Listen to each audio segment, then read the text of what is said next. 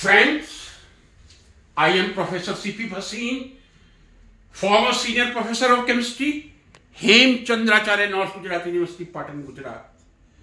Friends, एक video मैंने 1 या 2 दिन पहले लोड किया था, उसका नाम ही था भ्रष्टाचार से भरी या लिप्त सच्ची दास्तान। जी हां, उस वीडियो का नाम था भ्रष्टाचार से भरी या लिप्त कह दें सच्ची दास्तान। सच्ची दास्तान थी जो मैंने पेश की थी, और मैंने यह भी कहा था यदि कहीं किसी को संदेह है तो मुझे कहे, मैं इसी कैमरे के सामने हर पेपर वो मौजूद करवाऊंगा जो मैंने उस वीडियो में बोला था। आज का जो मेरा वीडियो है वो भी सच्ची दास्तान पे है, थोड़ा टॉपिक अलग है, शीर्षक अलग है, और आज का जो मैं लेक्चर दे रहा हूं वो दे रहा हूं दर्द से भरी सच्ची दास्तान। जी हां, आज के लेक्चर का टॉपिक है दर्द से भरी सच्ची दास्तान।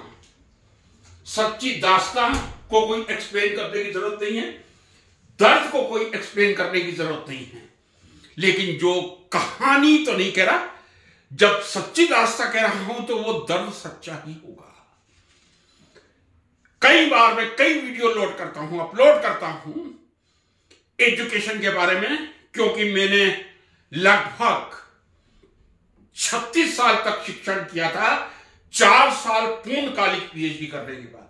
नहीं तो शायद 40 साल से ज्यादा का मेरा शिक्षण होता, लेकिन चूंकि 61 वर्ष में मैंने कोरोना में सेवानिवृत्ति ले ली थी, मैं कह सकता हूं मैंने 36 साल पढ़ाया था और 4 साल फुल टाइम पीएचडी की थी।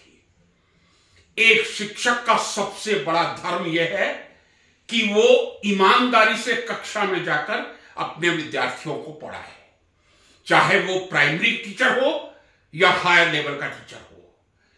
अब मैं अपने बारे में बता दूं, 1.5 साल में grant unit college, Poddar college, Nawalgarh, Rajasthan में रहा था। उसके बाद राजस्थान पब्लिक सर्विस कमीशन से सिलेक्शन के बाद एमएलबी गवर्नमेंट कॉलेज भीलवाड़ा में लगभग मैंने 9 वर्ष या 8 वर्ष कार्य किया था। 19 अगस्त 1994 को Hemchandracharya, north Gujarat university, Patan, reader के पद पर पद ग्रहण किया था। 13 दिसंबर 2001 को प्रोफेसर सीएस प्रमोट हुआ था और 2011 में सीनियर प्रोफेसर हो गया था। निवृत्त हो चुका हूं, रिटायर हो चुका हूं। जब आदमी रिटायर होता है, खाली होता है, तब तक उसका दिमाग ज्यादा फर्टाइल होता है। यह दर्द भरी दास्तान शुरू करने से पहले हार्वर्ड यूनिवर्सिटी की एक रिसर्च आपको बता दूं, 1 वर्ष पूर्व जो मैंने बहुत ऑथेंटिक रिसर्च पढ़ी थी, इंसान का सबसे ज्यादा फर्टाइल माइंड 60 से 70 की उम्र में होता है। The most fertile mind of any person, जी हां, बिटवीन 60 एंड 70। हमारा रिटायरमेंट कहीं 60 है, कहीं 62 है, कहीं 65 है, यह मैंने पहले वीडियो में जिक्र की थी। दर्द किस चीज का है? कोई रिटायरमेंट का तो दर्द नहीं हो सकता, 62 तो है, 61 में मैंने वीआरएस किया था। दर्द है स्टेटस ऑफ एजुकेशन का। जब शिक्षण व्यवसाय को आप अपनाते हैं, मैंने कहा शिक्षक का सबसे पहला धर्म यह होता है वो अपनी कक्षाओं को पूर्ण ईमानदारी से पढ़ाए। यही प्रभु की, परमात्मा की सबसे बड़ी उपासना होती है। चाहे वो प्राथमिक विद्यालय हो या वो एमएससी क्लासेस हो।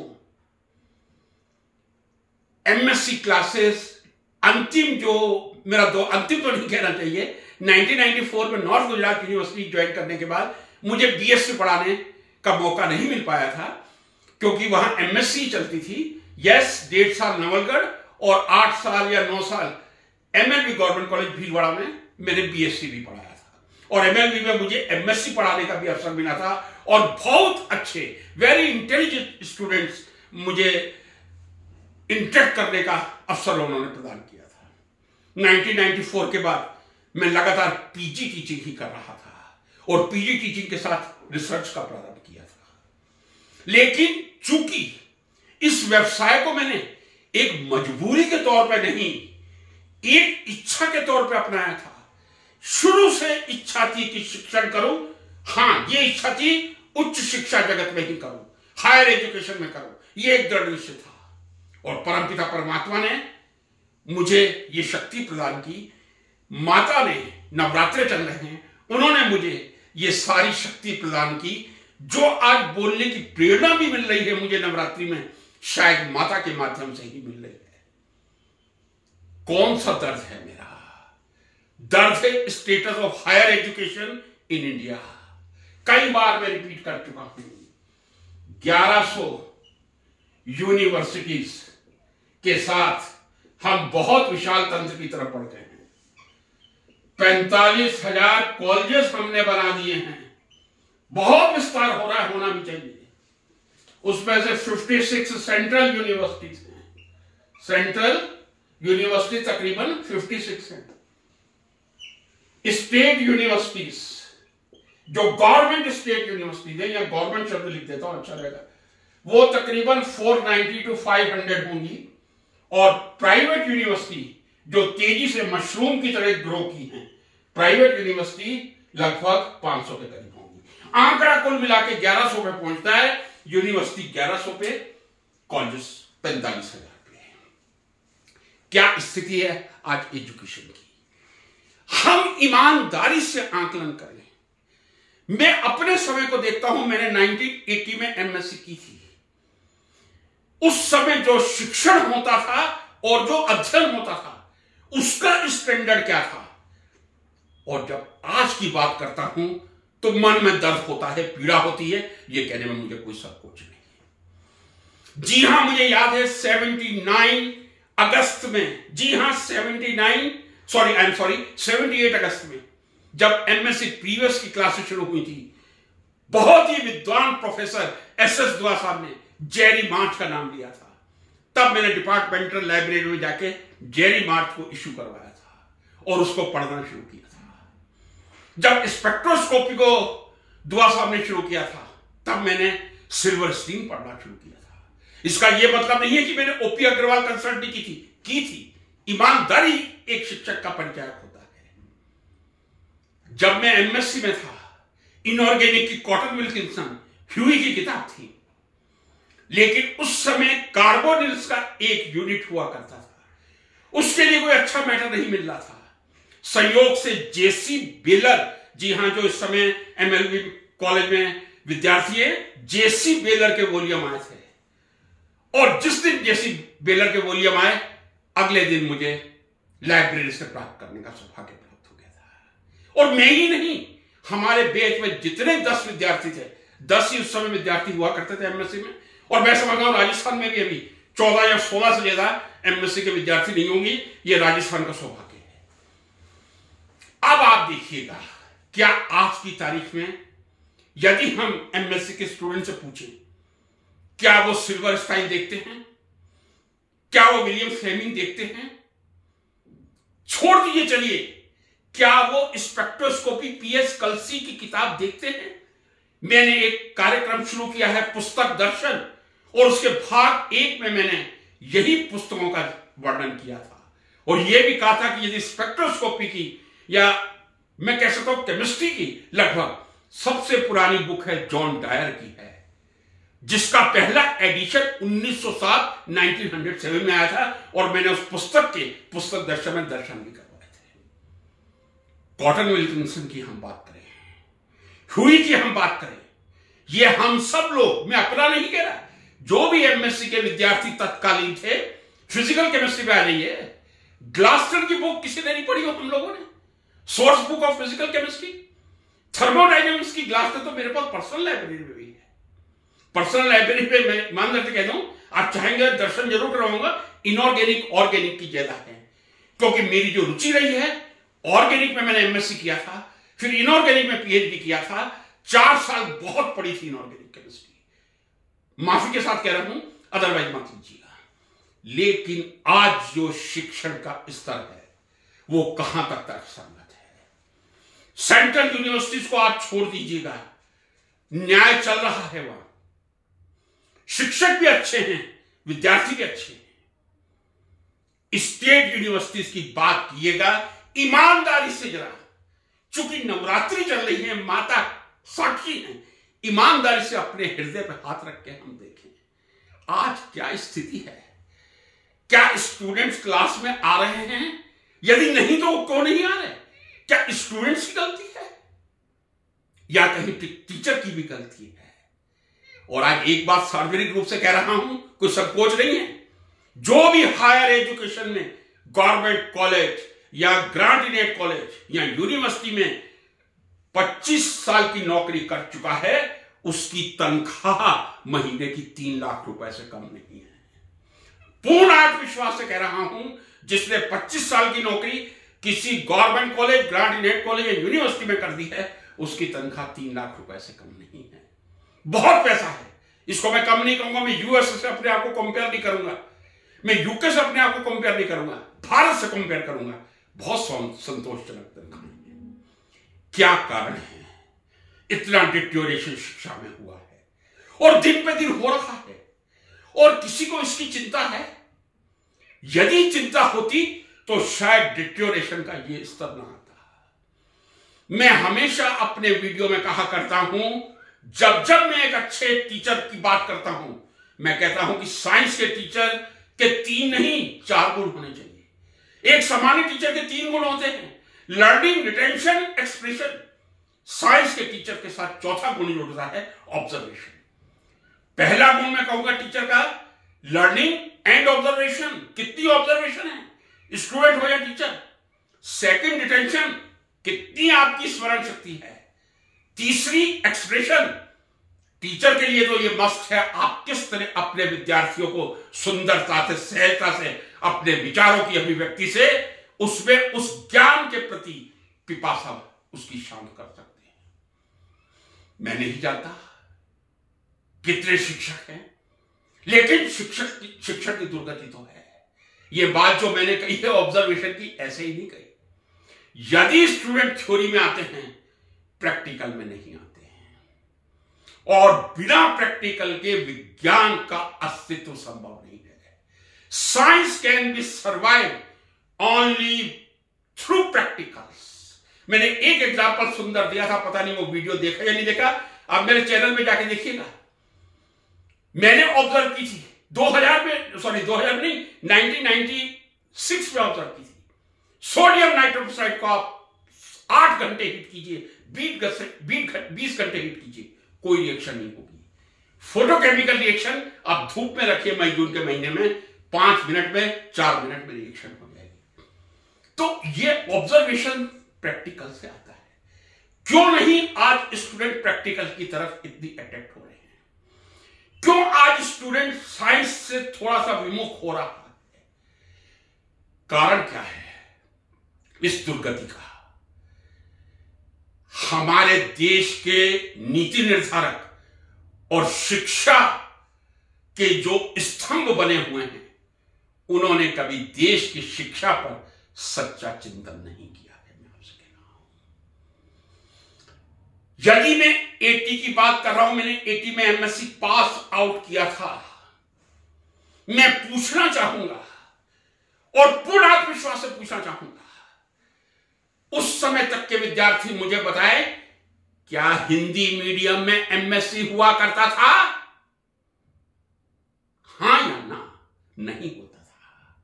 बीएससी तक आप हिंदी मीडियम रखिए, लेकिन एमएससी में आते ही आपको इंग्लिश मीडियम कंपलसरी होगा। क्या कारण था? क्या अंग्रेजी थोपने का कारण था?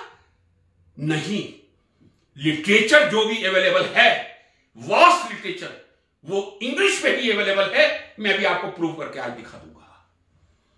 जब लिटरेचर इंग्लिश में है, आप हिंदी माध्यम में एमएससी करके एमएससी की गुणवत्ता पर प्रश्नवाचक चिन्ह लगा रहे हैं।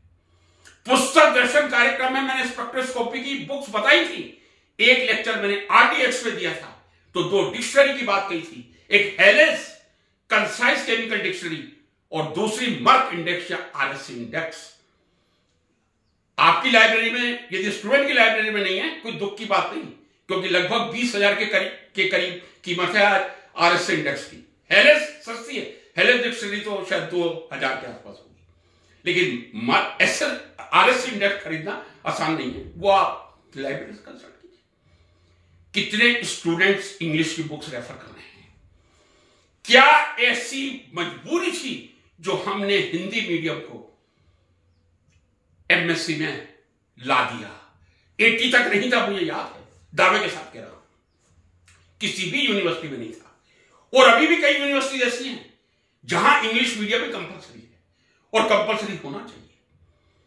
मैं भी मातृभाषा का पुजारी हूं और यह भी सही है कि मेरी मातृभाषा पंजाबी है और मुझे पंजाबी बोलने नहीं आती, माफी मांग लेता हूं। मातृभाषा का मतलब यह है कि जो माता से सीखी जाए। हो सकता है मेरी माता ने हिंदी श्रेष्ठ समझी हो, मुझे हिंदी का ज्ञान दिया था, बचपन में 5 साल उन्हीं से पढ़ा था। श्रेष्ठ शिक्षक यदि मेरी जिंदगी में कोई थी, मेरी माता थी। क्या मजबूरी थी कि हमने हायर क्लासेस में हिंदी मीडियम लाकर स्टूडेंट को Cotton Wilkinson, Huheey, Greenwood, Earnshaw, concise in organic chemistry by J D Lee, advance organic chemistry by Jerry March, spectrometric identification by Silverstein, spectroscopy by P S Kalsi, John Dyer, Glasser, इन सब से दूर कर दिया है। किस प्रकार के हम विद्यार्थी तैयार कर रहे हैं? हमारे यहां नेट का एग्जाम आया है और नेट पास करने वालों की संख्या भी बहुत अधिक है। कुछ स्टेट में नहीं हो सकती, वो मैं आगे आऊंगा, लेकिन दावे के साथ कह रहा हूं राजस्थान स्टेट में NET qualify. What is NET? जो लोग इस शिक्षा जगत से परिचित नहीं है, नेशनल एलिजिबिलिटी टेस्ट, और स्टेट लेवल पे होता है state level eligibility test, SLET बोलते हैं। यदि आपको केवल एक पर्टिकुलर स्टेट में नौकरी करनी है, आप अपनी स्टेट का स्लेट पास कर लीजिए। यदि आप किसी भी यूनिवर्सिटी में भारत की या किसी भी कॉलेज में भारत के जाना चाहते हैं, आपको नेट क्वालिफाई करना पड़ेगा। काफी विद्यार्थी नेट क्वालिफाई कर लेते हैं, कारण कोचिंग सेंटर, अपार कोचिंग सेंटर चल रहे हैं। मैं कई पीएससी में जब बैठता हूं, पब्लिक सर्विस कमीशन में, मुझे आश्चर्य होता है जिसने 2-2, 3-3 बार नेट पास कर लिया है, वो कहीं बार बेसिक केमिस्ट्री के कंसेप्ट नहीं बदल पाता। मुझे नहीं मालूम कि ये क्या प्रक्रिया चल रही है। मैं स्लेट से काफी वर्षों तक जुड़ा हुआ रहा था। शुरू में लगभग 8-10 साल गुजरात के स्लेट से जुड़ा हुआ था। उस समय स्लेट का रिजल्ट 0 या 1% आता था, यह भी आपको बता दूं। शुरू में तो 0 ही आता था, बाद में 1 या 2%, अब मुझे मालूम नहीं है, मैं कुछ नहीं कहूंगा। नेट क्लियर कर रहे हैं हम, उसके बावजूद विषय वस्तु जो हमारी कंसेप्ट है, जो हमें जाके क्लास में पढ़ाने हैं। नेट का मतलब यह है, या तो आप पीएचडी की स्कॉलरशिप लें या आप लेक्चरशिप लें। नेट का एग्जाम लेक्चरशिप के लिए higher merit both for JRF and lectureship, lower for JRF only, sorry lower for lecture only, I am sorry. केवल लेक्चरर बनने के लिए भी जो लोअर मेरिट होती है, उसके बेस पे नेट पर सिलेक्शन होता है। जब तक हम अपने कंसेप्ट क्लियर नहीं करेंगे, जब तक हम एमएससी बीएससी कक्षाओं को अंग्रेजी माध्यम की पुस्तकों से परिचित नहीं करवाएंगे, मुझे कहने में कोई अतिशयोक्ति नहीं, मैं हिंदी का पुजारी हूं, हिंदी का प्रेमी हूं। जब जब मुझे जनरल बोलने का मौका मिलता है, मैं हिंदी को ही अपनी, मैंने कहा मेरी मातृभाषा पंजाबी होनी चाहिए थी, पंजाबी नहीं हिंदी है, लेकिन जहां जहां हायर एजुकेशन की बात आई है, वहां वहां मैंने हमेशा इंग्लिश लैंग्वेज की वकालत की है। और मैं इस बात को पूरी ईमानदारी से कह रहा हूं, जिन्होंने एमएससी की है, 70 में की हो, 80 में की हो, 90 में की हो, उसके बाद का मैं नहीं कह रहा, उनको मालूम है कि यदि एमएससी केमिस्ट्री में अच्छे मार्क्स लाने थे, तब फॉरेन ऑथर की बुक ही एक मेन सोर्स थी। इसका मतलब यह भी नहीं है कि मैं ये नहीं कह रहा कि इंडियन ऑथर की बुक नहीं थी। पहले मैंने बुक दर्शन में शायद ये नहीं कहा, reaction mechanism bye Mukherjee and Singh. जब मैं 78 में एमएससी में प्रवेश लिया था, तब मैंने उस पुस्तक को एंजॉय किया था, रिएक्टिव इंटरमीडिएट पढ़ने के लिए, फोटोकेमिस्ट्री पढ़ने के लिए। लेकिन बहुत गिनी चुनी बुक्स, ये तो पीएस कलसी, आप ये मत सोचिए कि मैं पीएस कलसी साहब का कोई प्रचार कर रहा हूं। उन्होंने स्टीरियोकेमिस्ट्री में बहुत अच्छी बुक लिखी है, उन्होंने स्पेक्ट्रोस्कोपी में बहुत अच्छी बुक लिखी है, उन्होंने रिएक्शन मैकेनिज्म में बहुत अच्छी बुक लिखी है। ये इरा पिछले 15 सालों में ही आया है। उससे पहले मैं कह सकता हूं ऑर्गेनिक केमिस्ट्री में मुखर्जी सिंह की किताब ही हुआ करती थी, या ओपी अग्रवाल की किताब नेचुरल प्रोडक्ट्स के लिए हम रेफर कर लेते थे, लेकिन उसके लिए भी फिनार साथ में रखते थे। फिनार के 2 वॉल्यूम, पहला वॉल्यूम जनरल केमिस्ट्री है, लेकिन सेकंड जो नेचुरल प्रोडक्ट्स का डील करता है उसको साथ में रखते थे। फ्रेंड्स, ये तो बिगनिंग है दर्द भरी दास्ता का। आगे जो मैं दर्द भरी दास्ता सुनाऊंगा, शायद जो वो शिक्षा का सच्चा पुजारी होगा, इफ ही और she is a true worshipper of education, उसकी आंखें नम जरूर होंगी।